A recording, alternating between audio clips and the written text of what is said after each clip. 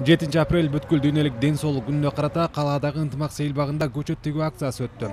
Бак отургузуу менен жылына 13 миллион кишинин өмүрүн алып кеткен экологиялык көйгөйлөргө коомчулукту көңүл бурууга чакырык таштоо максаты коюлган. Акция учурунда каалаган жарандар ВИЧ боюнча экспресс тесттен өтүп, кандагы канттын деңгээлин текшерип, сергек жашоо образы боюнча кеп кеңеш, медициналык биринчи жардам көрсөткөндү үйрөнүп, COVID-19 каршы вакцина алса болот. Иш-чарага Кыргызстандагы бир катар министрликтер менен ведомстволордун, саламат сактоо уюмдарынын, эл аралык уюмдардын өкүлдөрү, чет элдик элчиликтердин кызматкерлери да чакырылган. Ар бир инсан ушул адамзаттын ден соолугу үчүн кам көрүш керек.